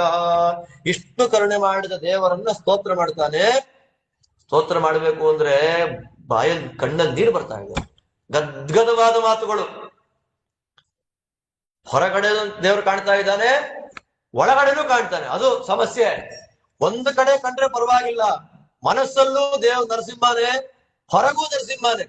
ನೋಡ್ತಾ ನೋಡ್ತಾ ನೋಡ್ತಾ ಕೈ ಮುಗಿದ ದೇವರನ್ನ ಸ್ತೋತ್ರ ಮಾಡ್ಲಿಕ್ಕೆ ಶುರು ಮಾಡಿದ. ಶ್ರೀ ಪ್ರಹ್ಲಾದ ಉವಾಚ ಬ್ರಹ್ಮಾದಯ ಸುರಗಣ ಮುನಯೋತ ಸಿದ್ಧಾ ಸತ್ವೈಕತಾನಮತಯೋ ವಚಸಾಂ ಪ್ರವಾಹೈಃ ನಾಂತಂ ಪರಸ್ಯ ಪರತೋಪ್ಯಧುನಾಪಿ ಯಾಂತಿ ಕಿಂತೋಷ್ಟುಮರ್ಹತಿ ಸಮೇ ಹರಿರುಗ್ರಜಾತೆ.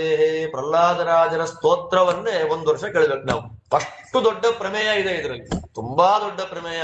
ಬ್ರಹ್ಮಾದಿ ದೇವತೆಗಳೆಲ್ಲ ಅನಾದ್ಯನಂತ ಕಾಲಗಳವರೆಗೂ ನೀನು ಸ್ತೋತ್ರ ಮಾಡ್ತಾ ಇದ್ರು, ನಿನ್ನ ಒಂದು ಗುಣಗಳನ್ನ ಪೂರ್ಣವಾಗಿ ಹೇಳಲಿಕ್ಕಾಗಿಲ್ಲ. ಹಾಗಿರ್ಬೇಕಾದ್ರೆ ರಾಕ್ಷಸ ಜಾತಿಯಲ್ಲಿ ಬಂದ ನಾನು ನಿನ್ನನ್ನೇನು ಸ್ತೋತ್ರ ಮಾಡ್ತೀನಿ ಅಂತ ಸ್ತೋತ್ರ ಮಾಡ್ಲಿಕ್ಕೆ ಶುರು ಮಾಡ್ತಾನೆ ದೇವರು. ನರಸಿಂಹ ದೇವರನ್ನ ಪ್ರಹ್ಲಾದರಾಜ ಒಂದೊಂದೇ ಸ್ತೋತ್ರ. ದೇವರಿಗೆ ನನಗಿಂತ ದೊಡ್ಡ ವಂಶ, ನನಗಿಷ್ಟು ಶಿಷ್ಯರು, ಇಷ್ಟು ಸಂಪತ್ತು, ಇಷ್ಟು ವಿದ್ಯೆ ಏನಿದ್ರೂ ಇಲ್ಲ. ದೇವ್ರಿಗೆ ಏನ್ ಬೇಕು ಅಂತಂದ್ರೆ ಭಕ್ತ್ಯಾ ತುತೋಷ ಭಗವಾನ್ ಅನುಯೂಥಪಾಯ. ಆನೆಗೇನಿತ್ತು? ಮನ್ಯೇ ಧನಾಭಿಜನ ರೂಪ ತಪಸ್ರುತೌಜ ತೇಜ ಪ್ರಭಾವ ಬಲಪೌರುಷ ಬುದ್ಧಿ ಯೋಗ. ಯಾವುದೂ ದೇವರ ಪೂಜೆ ಉಪಯೋಗ ಇಲ್ಲ. ದೇವರ ಪೂಜೆಗೆ ಉಪಯೋಗ ಇರುವಂತದ್ದು ಯಾವುದು? ಒಂದೇ ಒಂದು ಭಕ್ತಿ. ಆದ್ದರಿಂದ ದೇವರಲ್ಲಿ ಭಕ್ತಿ ಇಲ್ಲದೇ ಇರುವ ದೊಡ್ಡ ದೊಡ್ಡ ಜಾತಿಯವರಿಗಿಂತ ದೇವರನ್ನ ಭಕ್ತಿ ಮಾಡುವಂತಹ ನಾಯಿ ತಿನ್ನುವಂತಹ ಸ್ವಪಚ ಶ್ರೇಷ್ಠ. ವಿಪ್ರಾದ್ವಿಷ ಗುಣಯುತಾತ್ ಅರವಿಂದನಾಭಪಾದ ಅರವಿಂದ ವಿಮುಖಾತ್ ಸ್ವಪಚಂ ವರಿಷ್ಠಂ ಮನ್ಯೇ ತದರ್ಪಿತ ಮನೋವಚನಾತ್ಮಗೇಹ ಪ್ರಾಣ ಪುನಾತಿ ಸಕಲಂ ನತು ಭೂರಿಮಾನಃ. ಅವನಂತ ನತು ಭೂರಿಮಾನಃ, ನಾನು ಒಳ್ಳೆ ವಂಶದಲ್ಲಿ ಹುಟ್ಟಿದ್ದೇನೆ, ನಾನ್ ದೊಡ್ಡ ಜಾತಿಯವನು, ನಂದೆಲ್ಲ ಇಂತಿಂತ ವೇದ ಇದೆ, ನಂಗೆ ನಾನಿಷ್ಟು ಸಂಪತ್ತಿದೆ, ನನಗಿಷ್ಟು ವಿದ್ಯೆ ಇದೆ, ಇಂತಿಂತ ಮಂಗಳ ಆಗಿದೆ, ಯಾವುದು ದೇವರಿಗೆ ಬೇಡವಂತೆ. ನತು ಭೂರಿಮಾನಃ, ಬ್ರಾಹ್ಮಣನಾಗಿ ಅಥವಾ 12 ಗುಣಗಳನ್ನ ಇಟ್ಟುಕೊಂಡು ಏನಿದ್ರು ಕೂಡ ದೇವರು ನೋಡೋದಿಲ್ಲ. ದೇವರು ನೋಡುವಂಥದ್ದು ಒಂದೇ ಒಂದು ಭಕ್ತಿ. ಆದ್ದರಿಂದ ದೇವರನ್ನ ಸ್ವಭಾವಯುತವಾಗಿರತಕ್ಕ ವಿಶೇಷವಾದ ಭಕ್ತಿಯಿಂದ ಆರಾಧನೆ ಮಾಡಿದ್ರೆ ನರಸಿಂಹ ಖಂಡಿತ ಒಲಿತಾನೆ. ದೊಡ್ಡ ದೊಡ್ಡವರು ವಂಶ ಏನು ದೊಡ್ಡ ದೊಡ್ಡ ಶ್ರೀಮಂತರು ಅಂತ ಅನ್ನಿಸ್ಕೊಂಡ ಯಾರ ಮನೆಗೂ ಕೃಷ್ಣ ಊಟಕ್ಕೆ ಹೋಗ್ಲಿಲ್ಲ. ಮಲ್ಟಿ ಸ್ಟೋರ್ ಬಿಲ್ಡಿಂಗ್ ಇದ್ದ ಯಾರ ಮನೆಗೂ ಕೃಷ್ಣ ಊಟಕ್ಕೆ ಹೋಗ್ಲಿಲ್ಲ. ನಮ್ಮನೆಗೆ ಯಾಕೆ ಊಟಕ್ಕೆ ಬರ್ಲಿಲ್ಲ ಅಂತ ಬಡ್ಕೊಂತಾರೆ ಬಾಯಿ ಅವರೆಲ್ಲ. ಅಲ್ಲಯ್ಯ, ನಾವೆಲ್ಲ ನಿಮ್ಗೆ ಇಷ್ಟವಾಗಿ ಕೊಡ್ತೀವಲ್ಲ, ನಮ್ಮನೆಗೆ ಯಾಕೆ ಊಟಕ್ಕೆ ಬರ್ತಿಲ್ಲ, ಕಾರಣ ಹೇಳು ಅಂತಂದಾಗ ದುರ್ಯೋಧನಾದಿಗಳು ಕೃಷ್ಣ ಹೇಳೋದು ಒಂದೇ ಮಾತು, ಪಾಂಡವರನ್ನ ಯಾರು ದ್ವೇಷ ಮಾಡ್ತಾರೆ ಅವರು ನನ್ನನ್ನು ದ್ವೇಷ ಮಾಡ್ತಾರೆ, ಪಾಂಡವರನ್ನ ಯಾರು ಫಾಲೋ ಮಾಡ್ತಾರೆ ಅವ್ರು ನನ್ನವರು. ಆದ್ದರಿಂದ ಪಾಂಡವರನ್ನ ದ್ವೇಷ ಮಾಡುವವರ ಅನ್ನ ನಾನ್ ತಿನ್ನಲ್ಲ, ನನ್ನ ಪ್ರಾಣ ಪಾಂಡವರು, ಮಮ ಪ್ರಾಣಾಹಿ ಪಾಂಡವ ಅಂತ ಕೃಷ್ಣ ಹೇಳಿದ. ಆದ್ದರಿಂದ ದೇವರು ಹೇಗೆ ಅಂತಂದ್ರೆ ಜಾತಿ ಮತ ಕುಲ ಭೇದಗಳನ್ನು ದೇವರು ನೋಡೋದಿಲ್ಲ. ಒಬ್ಬ ಜನ್ಮಾಂತರ ಪುಣ್ಯ ವಿಶೇಷದಿಂದ ಉತ್ತಮ ಜಾತಿಯಲ್ಲಿ ಬಂದಿದ್ರು ಸಾಧನೆ ಮಾಡ್ಕೊಳ್ಳಿಲ್ಲ ಅಂತಂದ್ರೆ ಅವನಿಗಿಂತ ಯಾವುದೋ ಜನ್ಮದ ಪ್ರಾರಬ್ಧ ಕರ್ಮದಿಂದ ಹೀನ ಜಾತಿಯಲ್ಲಿ ಬಂದು ದೇವರ ಪೂಜೆಯನ್ನ ಸಾಧನೆಯನ್ನ ಮಾಡ್ತಿರ್ತಕ್ಕಂತಹ ವ್ಯಕ್ತಿ ಶ್ರೇಷ್ಠ. ಆದ್ದರಿಂದ ಶ್ರೀಮದಾಚಾರ್ಯರು ಅಧಿಕಾರದ ಬಗ್ಗೆ ಬ್ರಹ್ಮಸೂತ್ರ ಭಾಷ್ಯದಲ್ಲಿ ಮಾತಾಡ್ಬೇಕಾದ್ರೆ ಹೇಳ್ತಾರೆ, ಅಂತ್ಯಜಾತಿಯೇ ಭಕ್ತಾಹ ನಾಮಜ್ಞಾನಾಧಿಕಾರಿಣ. ಅಂತ್ಯಜರಾಗಿ ಬಂದಿರತಕ್ಕಂತಹ, ಅಂತ್ಯಜ ಅಂದ್ರೆ ಅವರಿಗೆ ಈ ಶೆಡ್ಯೂಲ್ ಟ್ರೈಬ್, ಶೆಡ್ಯೂಲ್ ಕ್ಯಾಸ್ಟ್ ಯಾವ ಜಾತಿಯೂ ಇಲ್ಲ, ಅತ್ಯಂತ ಕೆಳಗಿನವರು, ಅಲ್ಲಿ ಬಂದಿದ್ರು ದೇವರಲ್ಲಿ ಭಕ್ತಿ ಮಾಡ್ತಾನೆ ಅಂದ್ರೆ ರಾಮ ಕೃಷ್ಣ ಗೋವಿಂದ ಅಂತ ಹೇಳಬಹುದು. ದೊಡ್ಡ ಮಾತು. ಕನಕದಾಸರೇ ಮೊದಲಾದ ಎಲ್ಲರೂ ಇದಕ್ಕೆ ಸಾಕ್ಷಿಗಳಾಗಿ ನಿಂತಿದ್ದಾರೆ. ನಾನ್ ದೊಡ್ಡ ಜಾತಿಯಲ್ಲಿ ಬಂದಿದ್ದೀನಿ ಎಂದು ಮಾತ್ರಕ್ಕೆ ನಮ್ಗೆ ದೇವರು ಕರ್ಕೊಂಡ್ಬಿಡ್ತಾನೆ ಅಂತಿಲ್ಲ. ದೊಡ್ಡ ಜಾತಿಯಲ್ಲಿ ಬಂದವರಿಗೆ ವಿಶೇಷವಾಗಿ ತ್ರೈವರ್ಣಿಕಾದಿ ಜಾತಿಗಳಿಗೆ ಜವಾಬ್ದಾರಿ ಜಾಸ್ತಿ ಇರುತ್ತೆ. ಹುಟ್ಟಿಸ್ಬಿಟ್ಟಿದ್ದಾನೆ ದೇವರು, ಜನವಾರ ಹಾಕೊಳ್ಳೋ ಜವಾಬ್ದಾರಿ ಕೊಟ್ಟಿದ್ದಾನೆ. ಮಾಡ್ಲಿಲ್ಲ ಅಂತಂದ್ರೆ ಜನ್ಮ ಜನ್ಮಕ್ಕೂ ಹಾಕೊಳ್ಳೋದಿರೋ ತರ ಮಾಡಿ ಬಿಸಾಕ್ಬಿಡ್ತಾನೆ ಆಚೆ ಕಡೆಗೆ. ನಮಗ್ ಜವಾಬ್ದಾರಿ ಜಾಸ್ತಿ, ಬೇರೆಯವರಿಗೆಲ್ಲ ಬಹಳ ಕಡಿಮೆ ಇದೆ. ಅವ್ರು ನಾರಾಯಣ ಕೃಷ್ಣ ಗೋವಿಂದ ಅಂತ ನಮಸ್ಕಾರ ಮಾಡಿ ಹೋಗ್ಬಿಟ್ರೆ ಆಗೋಯ್ತು. ನಮಗ್ ಹಂಗಿಲ್ಲ, ಸ್ನಾನ ಇದೆ, ಸಂಧ್ಯಾ ವಂದನೆ ಇದೆ, ವ್ರತ ಇದೆ, ಉಪವಾಸ. ಸುಮ್ಮನೆ ಜನಿವಾರ ಅಂತ ಅನ್ನೋದು ಬರೀ ಸೌಲಭ್ಯ ತಗೊಳಕ್ಕಲ್ಲ, ಅದು ದೇವರಿಗೆ ಉತ್ತರದಾಯಿತ್ವ ಜನಿವಾರ ಅನ್ನೋದು. ಆದ್ದರಿಂದ ಇಂಥ ದೊಡ್ಡ ಸ್ತೋತ್ರ, ದೊಡ್ಡ ಪ್ರಾರ್ಥನೆ ಪ್ರಹ್ಲಾದರಾಜ ಮಾಡೋದು. ಅವಾಗ ನರಸಿಂಹದೇವ್ರು ಅಂತಾರೆ, ಯಪ್ಪ ನೀನ್ ಇಷ್ಟ ಚಿಕ್ಕ ಹುಡುಗ ಇದೆಯಾ, ನಿಂಗ್ ಭಯ ಆಗ್ತಿಲ್ವಾ ನನ್ ನೋಡಿದ್ರೆ? ನೋಡೋ ತಲೆಯಿಂದ ಇಡೀ ತಲೆ ಎಲ್ಲ ಬೆಂಕಿ ಜ್ವಾಲತ್ರ ಹೀಗೆಲ್ಲ ಇತ್ತಲ್ಲ, ಹಿರಣ್ಯ ಕಶಿಪುವಿನ ರಕ್ತದಿಂದ ತಲೆ ಒದ್ದೆ ಆಗ್ಬಿಟ್ಟಿದೆ, ತೊಟುತ್ತಾ ಇದೆ. ನಿಂಗ್ ಭಯ ಆಗ್ತಿಲ್ವಾ ಅಂತ ದೇವ್ರು ಕೇಳಿದ್ರೆ ಪ್ರಹ್ಲಾದ ಅಂತಾನೆ, ನಾಹಂ ಬಿಭೇರ್ ಯಜಿತ ತೇತಿ ಭಯಾನಕಸ್ಯ. ನಿನಗೆ ಅತ್ಯಂತ ಭಯಂಕರವಾದ ನಿನ್ನ ದೇಹ ನೋಡಿ, ರೂಪ ನೋಡಿ ನಂಗ್ ಭಯ ಆಗ್ತಾ ಇಲ್ಲ. ಮತ್ ನಿನಗೆ ಯಾವ್ದ್ರಿಂದ ಭಯ ಅಂದ್ರೆ ಸಂಸಾರದಿಂದ ಭಯ. ಎಂಥ ಮಾತು ನೋಡಿ. ಕಣ್ಣು ಒಂದು ಕಡೆ ಎಳೆದ್ರೆ ಕಿವಿ ಒಂದು ಕಡೆ ಎಳೆಯುತ್ತೆ, ಮೂಗೊಂದು ಕಡೆ ಎಳೆಯುತ್ತೆ, ಮನಸ್ಸೊಂದು ಕಡೆ ಎಳೆಯುತ್ತೆ. ಭಕ್ತ್ಯ ಸಪತ್ನೈವ ಗೇಹಪತಿಂ ಲುನಂತಿ. ಒಂದೊಂದು ಕಡೆ ಒಂದೊಂದ್ ಕಡೆ ಎಳಿತಾ ಬಂದ್ರೆ ನಾನು ಏನ್ ಮಾಡ್ಲಿ? ಆದ್ದರಿಂದ ನರಸಿಂಹ ನಿನ್ನ ಅನುಗ್ರಹ ಮಾಡು, ಯಾವತ್ತಿಗೂ ನಿನ್ನ ಪಾದ ಕಮಲಗಳನ್ನ ಬಿಟ್ಟು ಹೊರಗೆ ಬರ್ಲೇಬಾರದು.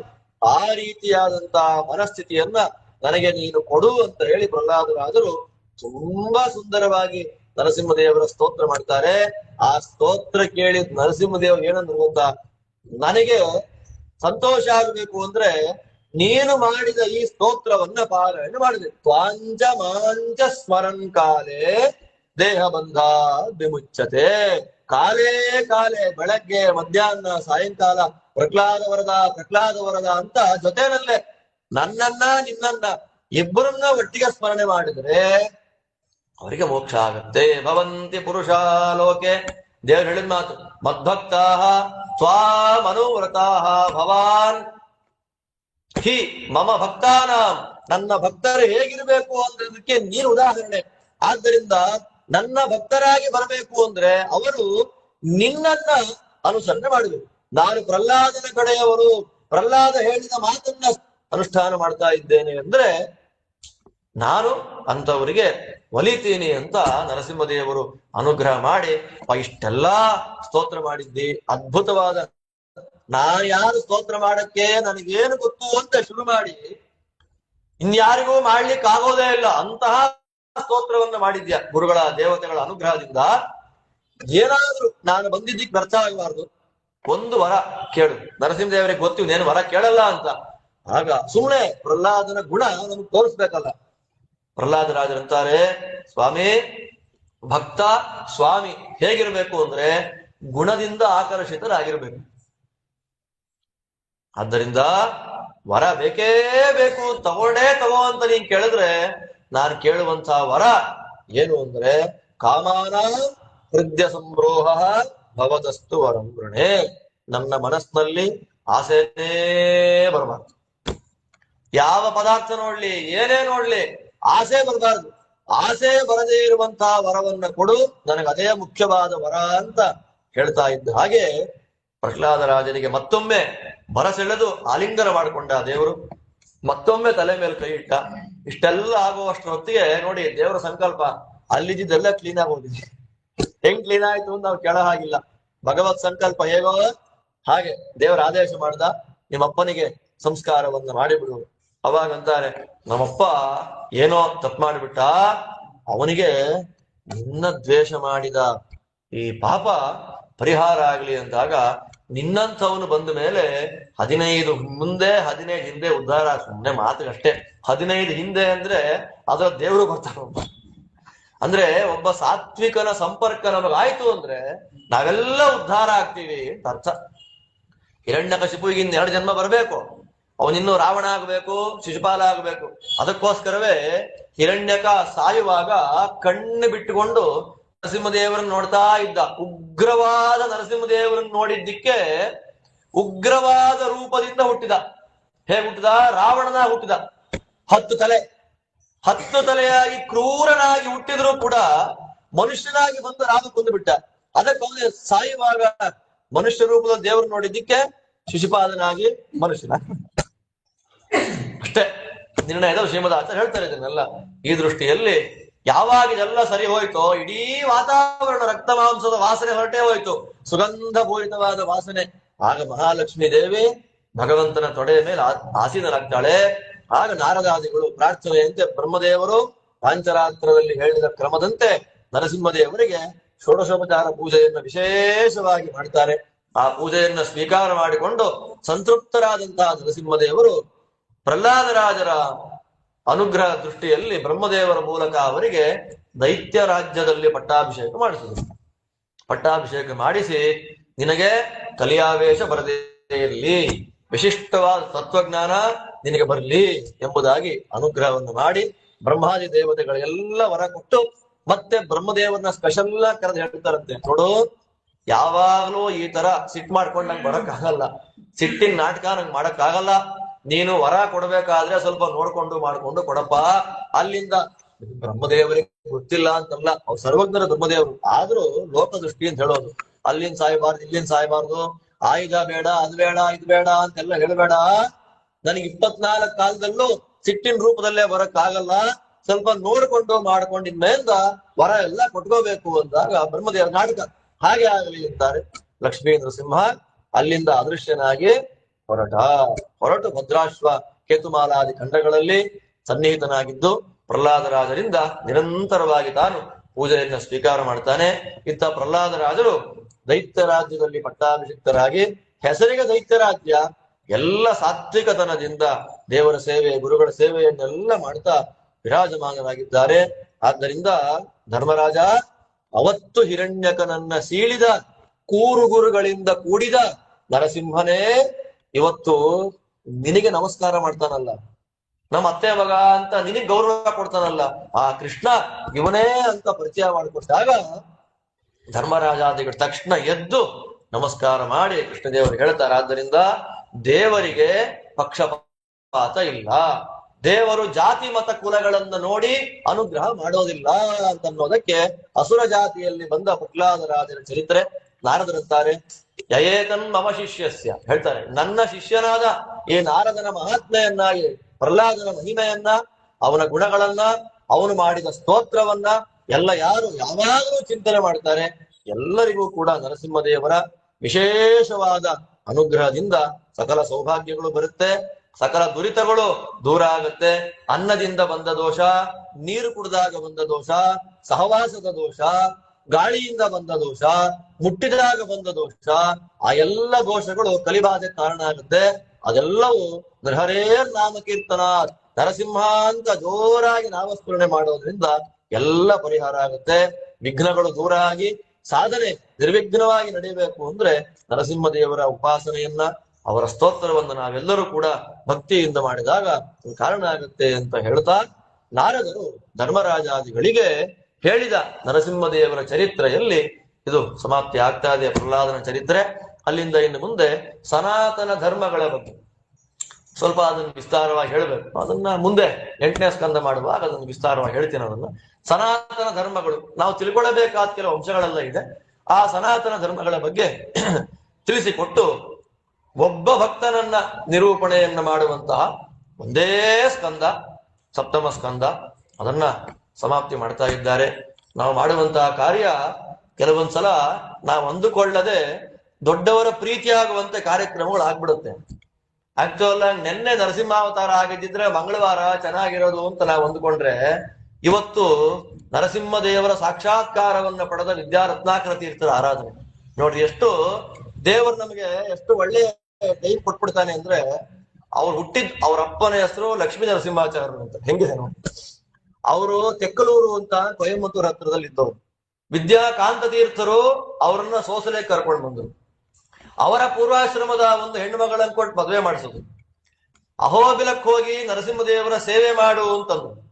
ಅಹೋಬಿಲ ನರಸಿಂಹದೇವರ ಸೇವೆ ಮಾಡಿದ್ದಕ್ಕೆ ಇವ್ರು ಹುಟ್ಟಿದ್ರು. ಅಹೋಬಿಲಾಚಾರ್ಯ ಅಂತ ನರಸಿಂಹದೇವರ ಹೆಸರೇ ಅವ್ರಿಗಿತ್ತು. ಅಲ್ಲಿಂದ ಇನ್ನು ಮುಂದಕ್ಕೆ ಅವರು ಸೇವೆ ಮಾಡಿ ಸಾಕ್ಷಾತ್ಕಾರ ಪಡೆದಿದ್ದು ನಾಮಕಲ್ ನರಸಿಂಹದೇವರು. ಹೆಂಗೆ ಹೇಳ್ತೀವಿ ನೋಡಿ. ನಾಮಕಲ್ ನರಸಿಂಹದೇವರ ಹತ್ರ ಸೇವೆ ಮಾಡಿ ಆ ನರಸಿಂಹದೇವರ ವಿಶೇಷವಾದ ಅನುಗ್ರಹ. ನೀವು ನಾಮಗಿರಿ ನರಸಿಂಹ ನೋಡಿರ್ತೀರಾ ಅನ್ಕೊಂಡಿದ್ದೀನಿ ನಾನು.